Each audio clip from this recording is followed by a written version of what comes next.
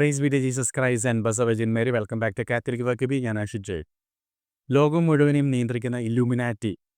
മലയാളികളുടെ ഇടയിൽ ചർച്ചാ വിഷയമായതാണ് ഇല്ലുമിനാറ്റി. എന്താണ് ഇല്ലുമിനാറ്റി?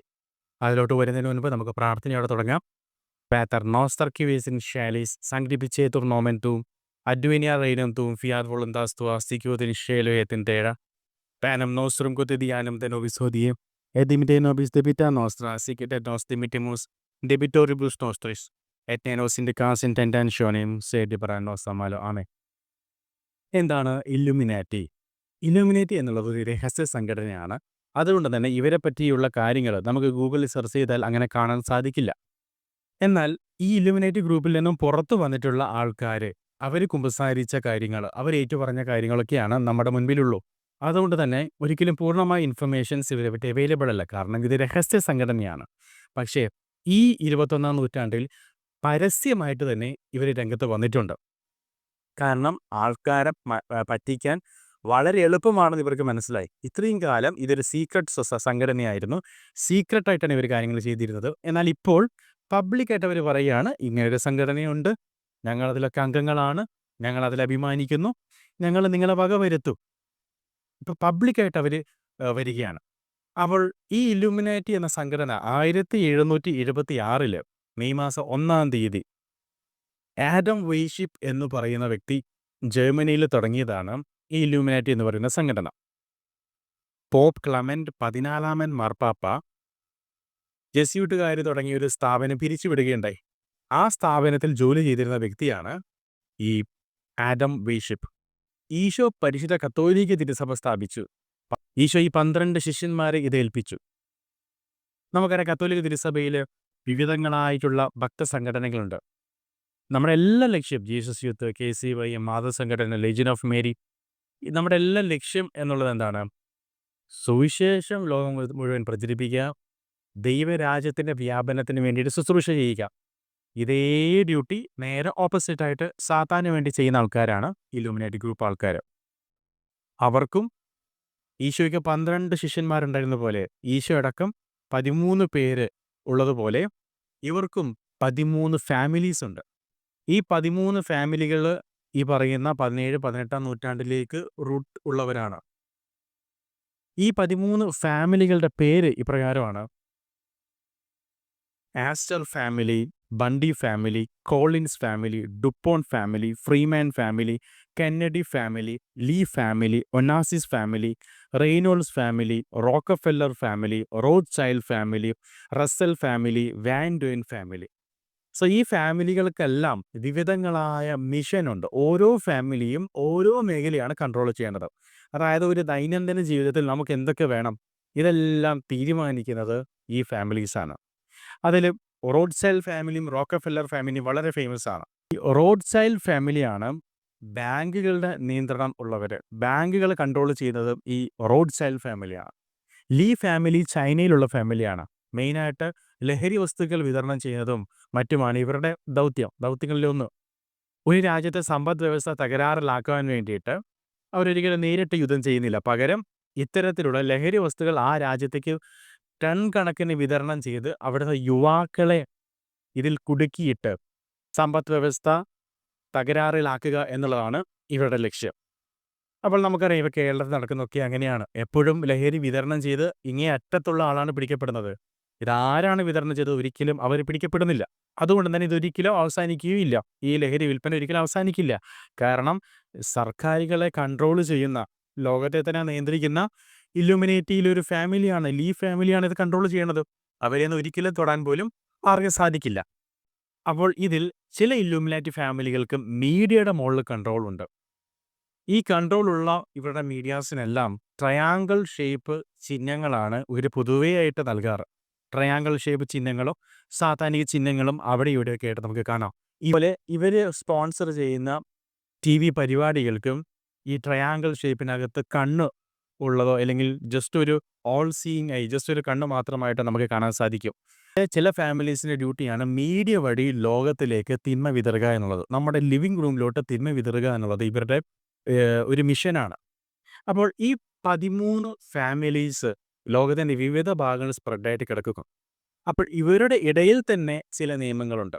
കത്തോലിക്ക തിരുസഭയിൽ കാനോൻ നിയമം ഉള്ളതുപോലെ ഇവരുടെ ഇടയിൽ തന്നെ എഴുതപ്പെട്ടതും എഴുതപ്പെടാത്തതുമായിട്ട് നിയമങ്ങളുണ്ട്.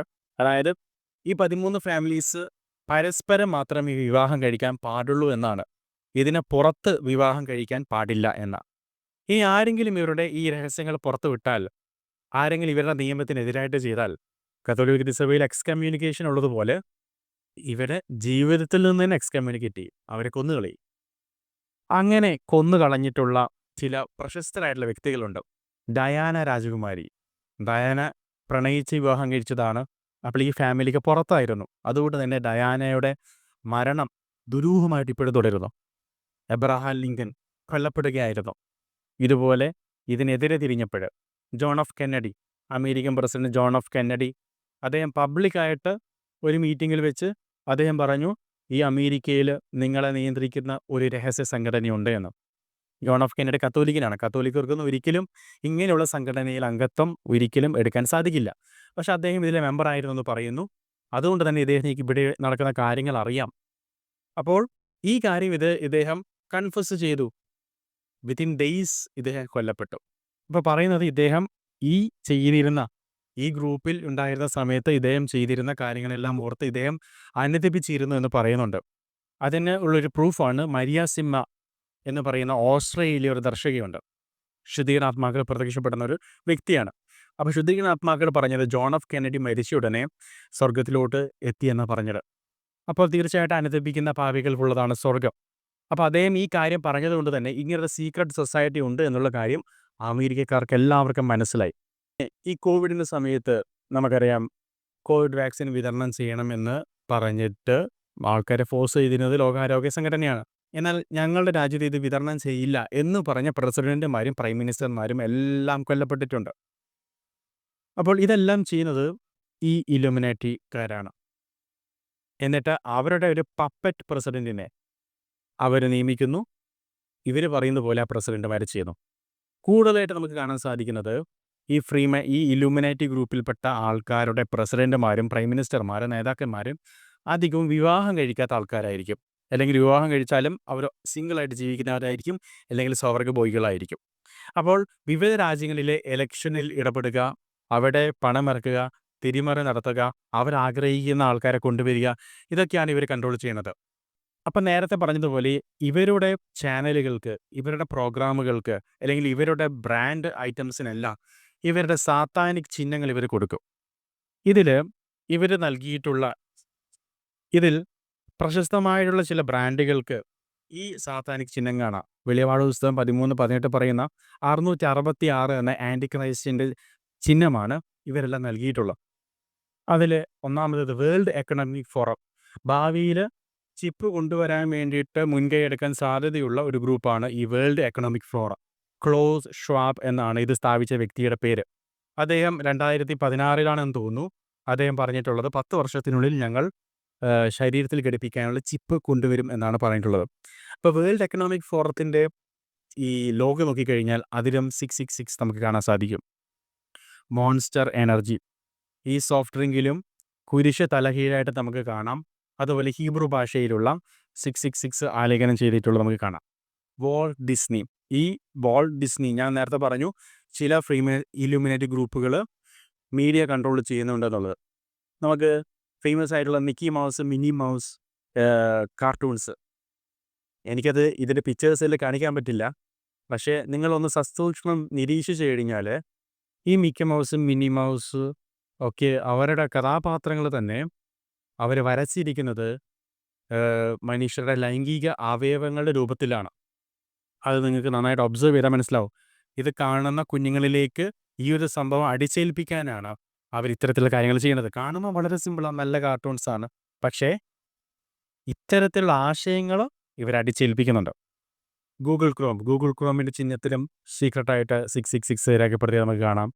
സേൺ എന്നുള്ളത് യൂറോപ്പിൽ ആണവ പദ്ധതിയുമായി ബന്ധപ്പെട്ട ഒരു സ്ഥാപനമാണ്. അതിനകത്ത് നമുക്ക് ഈ 666 കാണാം, വ്യക്തമായിട്ട് കാണാം. ട്രൈലാറ്ററൽ കമ്മീഷൻ, ഇത് റോക്കഫെല്ലർ ഫൗണ്ടേഷൻ്റെ ഒരു കമ്പനിയാണ്. അതിലും 666 കാണാം. അമേരിക്കൻ മെഡിക്കൽ അസോസിയേഷൻ്റെ ലോഗോ നമ്മൾ ശ്രദ്ധിച്ചാൽ കാണാം. ഒരു വടിക്കകത്തൊരു പാമ്പ്. ഈ പാമ്പിൻ്റെ വാല് 666 ആയിട്ട് നമുക്ക് കാണാൻ സാധിക്കുന്നുണ്ട്. അപ്പോൾ എന്തിനാണ് ഇവരിങ്ങനെ ഇവരുടെ ചിഹ്നങ്ങളിൽ, ഇവരുടെ കമ്പനികളിൽ 666 രേഖപ്പെടുത്തുന്നത് എന്തിനാണ്? നമ്മൾ നമ്മുടെ കത്തോലിക്ക തിരുസഭയിൽ വൈദികർ ദിവ്യബലി അർപ്പിക്കുമ്പോൾ ഓരോ സംഭവത്തിനും, ഓരോ അടയാളത്തിനും ഓരോ മീനിങ് ഉണ്ട്. നമ്മുടെ ദേവാലയത്തിൽ ബൈബിള് വലതുവശത്താണ് വെച്ചിട്ടുള്ളത്. അപ്പോൾ ഇതെന്ത് അർത്ഥമാക്കുന്നു? ഈശോ പിതാവായ ദൈവത്തിൻ്റെ വലതുഭാഗത്ത് ഉപവിഷ്ടനായിരിക്കുന്നു എന്ന് അർത്ഥമാക്കുന്നു. ഓരോന്നിനും, ഓരോ സിമ്പിൾസിനും ഓരോ അർത്ഥങ്ങളുണ്ട്. അപ്പോൾ ഇതില്ലാതെ നമുക്ക് ദിവ്യബലി അർപ്പിക്കാൻ നമുക്ക് ബുദ്ധിമുട്ടാണ്. വീഞ്ഞില്ലാതെ ദിവ്യബലി അർപ്പിക്കാൻ പറ്റുമോ? ഒരിക്കലും പറ്റില്ല. ബ്രെഡില്ലാതെ, തിരുവോസ്തി ഇല്ലാതെ നമുക്ക് ദിവ്യബലി അർപ്പിക്കാൻ പറ്റുമോ? പറ്റില്ല. അപ്പോൾ ഓരോ സയൻസിനും ഓരോ മീനിങ്സും ഉണ്ട്. ഇതില്ലാതെ നമുക്ക് നമ്മുടെ ഈ വിശുദ്ധ കർമ്മം ഒരിക്കലും ചെയ്യാൻ പറ്റില്ല. ഇതുപോലെയാണ് ഇവർക്ക് ഇങ്ങനെയുള്ള സാത്താനിക് സിമ്പിൾസ് ഇല്ലാതെ ഇവരുടെ റിച്വൽസ് ഇവർക്ക് ചെയ്യാൻ പറ്റില്ല. അതുകൊണ്ട് തന്നെ സീക്രട്ടായിട്ട് ഇവരിങ്ങനെയുള്ള സംഭവങ്ങളിൽ ഈ സയൻസ് ഇവർ രേഖപ്പെടുത്തി വെക്കുന്നു. അപ്പോൾ ഈ ഇല്ലുമിനാറ്റിയുടെ സഹോദര സംഘടനയാണ് ഫ്രീമേസൺ. ഈ ഫ്രീമേസണിൽ തന്നെ സഭാതല ഫ്രീമേസണുണ്ട്. ഫ്രീമേസൺ ആശയങ്ങൾ സഭക്കകത്ത് കൊണ്ടുവരാൻ വേണ്ടിയിട്ട് സാത്താൻ തിരഞ്ഞെടുത്തിട്ടുള്ള ആൾക്കാർ. അതുകൊണ്ട് തന്നെ ലിയോ 13 പാപ്പ മുതൽ ബെനഡിക്ട് 16 പാപ്പ വരെ വ്യക്തമായിട്ട് പറഞ്ഞിട്ടുണ്ട്, ഫ്രീമേസൺ സംഘടനയിൽ അംഗത്വം എടുക്കുന്നവർ ഓട്ടോമാറ്റിക്കായിട്ട് എക്സ്കമ്മ്യൂണിക്കേറ്റ് ചെയ്യപ്പെടും. അവർക്ക് പരിശുദ്ധ കുർബാനയും കൂദാശകളൊന്നും സ്വീകരിക്കാൻ അനുമതി ഉണ്ടായിരിക്കുകയില്ല എന്ന് പറഞ്ഞിട്ടുണ്ട്. അപ്പോൾ ഈ ഇല്ലുമിനാറ്റി ഫ്രീമേസൺ സംഘടനകൾ ഒരു നാണയത്തിന് 2 വശങ്ങളാണ് എന്ന് മാത്രമേ ഉള്ളൂ. ഇവരെല്ലാം ചെയ്യുന്നത് ഒരേ കാര്യമാണ്. ഇവരിതെല്ലാം ചെയ്യേണ്ടത് സത്യത്തിൽ ആർക്ക് വേണ്ടിയിട്ടാണ്?